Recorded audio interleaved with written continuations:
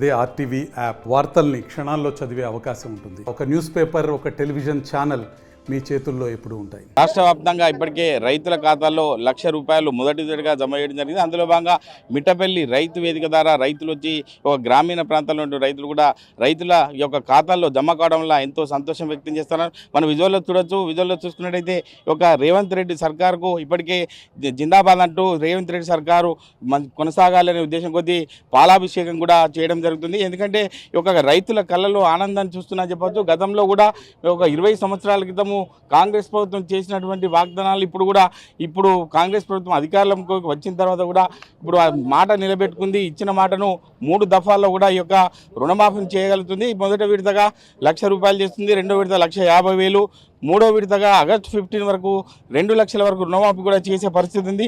దీనికి సంబంధించి Congress party incharge పూజల హరికృష్ణ ఉన్నారు. వారిని అడిగి తెలుసు. చెప్పండి, ఎట్లా అనిపిస్తుంది? ఒక ఇన్ఛార్జ్గా మీరు ఉన్నారు, మీ యొక్క ఆధ్వర్యంలో ఈ యొక్క రుణమాఫీ అనేది రైతుల ఆనందంలో ఒక ఆనందాన్ని చూస్తున్నాం. ఏం చెప్తారు ఆ విషయంలో? ఇలా చాలా సంతోషకరం. ఎందుకంటే ప్రభుత్వం ఏర్పడిన 5-6 నెలల లోపలనే రైతు కష్టాలు తీర్చడానికి ముఖ్యమంత్రి రేవంత్ రెడ్డి గారు కంకణబద్దులై వరంగల్ సభలో రైతు డిక్లరేషన్లో ఇచ్చిన మాటకు రాహుల్ గాంధీ గారు ఏమని చెప్పారు? గత ప్రభుత్వం బీఆర్ఎస్ ప్రభుత్వం, ఆ ప్రభుత్వంలో రైతులు ఎంతోమంది ఆత్మహత్యలు చేసుకున్నారు. అప్పులు కట్టలేక బ్యాంకుల నుంచి రుణాలు తెచ్చుకుంటే దాని మీద వడ్డీకి వడ్డీ, రుణ వడ్డీ పెరిగేసి రైతులు అప్పులు కట్టలేక మళ్ళీ పైసలు తీసుకోలేక ఎంతోమంది రైతులు ఆత్మహత్యలు చేసుకున్న పరిస్థితి మీరు చూసారు. దానికి దృష్టిలో పెట్టుకుని రేవంత్ రెడ్డి గారు కానీ రాహుల్ గాంధీ గారు ఒక మాట ఇచ్చారు. తెలంగాణ రాష్ట్రంలో కాంగ్రెస్ ప్రభుత్వం ఏర్పడిన వెంటనే రైతులకు ఏకకాలంలో 2 లక్షల రుణమాఫీ చేస్తా అని చెప్పిండు. ఈరోజు తెలంగాణ కాంగ్రెస్ ప్రభుత్వంలో మా ప్రభుత్వం అప్పులలో ఎంతో ఉంది.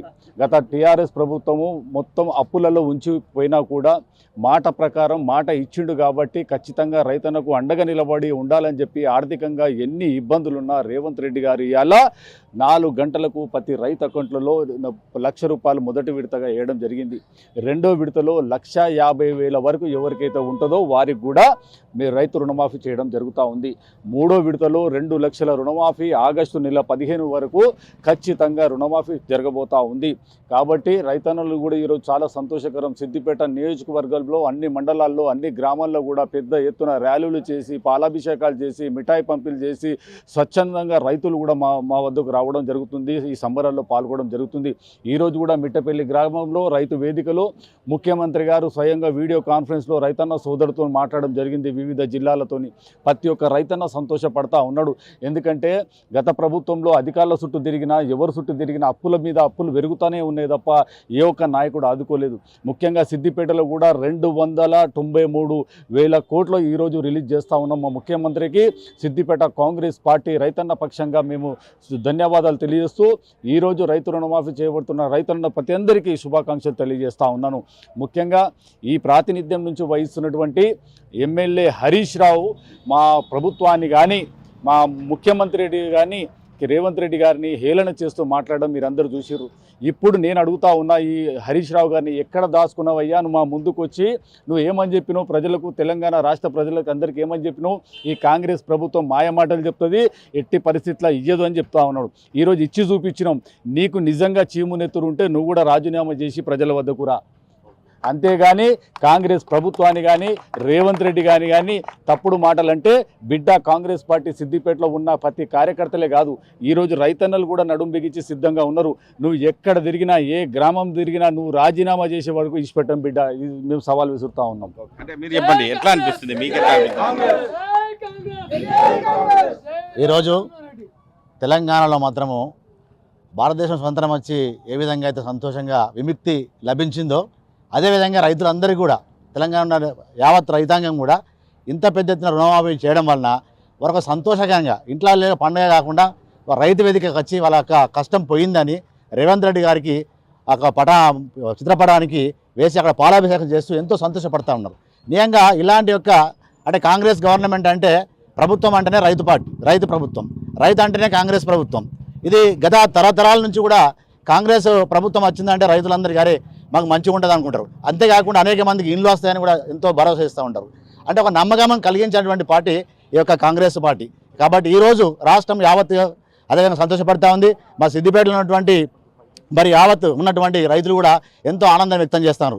మా సమీపంలో మాకు ఎప్పుడు ఎల్లవేళన మా దగ్గర ఉంటూ ఇన్ఛార్జి గారు కూడా అనుక్షణం రైతులకు ఏ అవసరం ఉన్నా గత కొద్ది రోజుల క్రితం ఎక్కడ అక్కనపల్లిలో స్తంభాలు ఏమైనా వెంటనే ఫోన్ చేసి ఒక 10 స్తంభాలు చేయించడం జరిగింది. ఈ రోజు కూడా కొంతమంది రైతులు వస్తే వెంటనే స్పందిస్తూ ఉండు. అంటే ఇక్కడ ఎమ్మెల్యే ఉన్నా అది లేని కిందకే లెక్క. ఇప్పుడు ఇన్ఛార్జిగా పూర్తి బాధ్యతలు ఒక ఎమ్మెల్యే లేని లోటును తీరుస్తున్నంటే ముఖ్యంగా మా యొక్క అసెంబ్లీ నుంచి కూడా మరి రేవంత్ రెడ్డి గారికి ధన్యవాదాలు తెలియజేస్తూ మా ఇన్ఛార్జి గారికి కూడా కృతజ్ఞత తెలియజేస్తూ ఇచ్చిన అవకాశాన్ని బట్టి కృతజ్ఞతలు.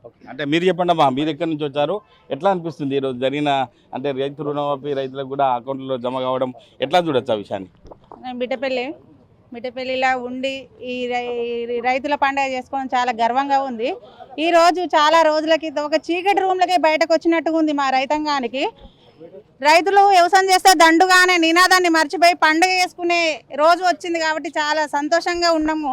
ఈరోజు రేవంత్ అన్న మాకు దేవుడు ఎక్కడున్నాడో అనేది కనిపించడం లేదు, కానీ రేవంత్ అన్న రూపంలో మాత్రం దేవుడిని చూస్తున్నామని తెలియజేస్తున్నాను. ఈరోజు రైతు వ్యవసాయం చేయొద్దు అని మేమే ఒక రైతుగా మాట్లాడుతున్నా. ఈ రైతు వ్యవసాయం చేస్తే ఏం మిగలడం లేదు, దండుగానే నినాదాన్ని మర్చిపోయి ఈరోజు పండగ చేసుకుంటుందని అంటే దానికి నిదర్శనం మాకు ఇంత మేలు చేసింది కూడా మన కాంగ్రెస్ ప్రభుత్వం, మా రేవంత్ అన్ననే దేవుడని గర్వపడుతున్నాను. అంటే గతంలో 20 సంవత్సరాల క్రితం కూడా కాంగ్రెస్ పార్టీ ఇచ్చిన మాట కట్టుబడి ఉంది. ఇప్పుడు కూడా అదే రీతిలో ఒక 3 దఫాలుగా కూడా రైతు రుణమాఫీ చేస్తుంది. ఆ విషయంలో ఒక సీనియర్ పార్టీ నాయకులుగా మీరు ఏం చెప్తారు? దేశంలో ఏ చరిత్ర సృష్టించాలన్నా అది ఒక కాంగ్రెస్ పార్టీతోనే సాధ్యం. గతంలో 2005లో సోనియా గాంధీ గారి నాయకత్వంలో మన్మోహన్ సింగ్ గారు ప్రధానమంత్రిగా ఉన్నప్పుడు 72,000 కోట్ల రుణమాఫీ చేసి దేశంలో ఒక రికార్డు సృష్టించినటువంటి ఒక ప్రభుత్వం కాంగ్రెస్ పార్టీ ప్రభుత్వం. అది ప్రపంచ రికార్డు.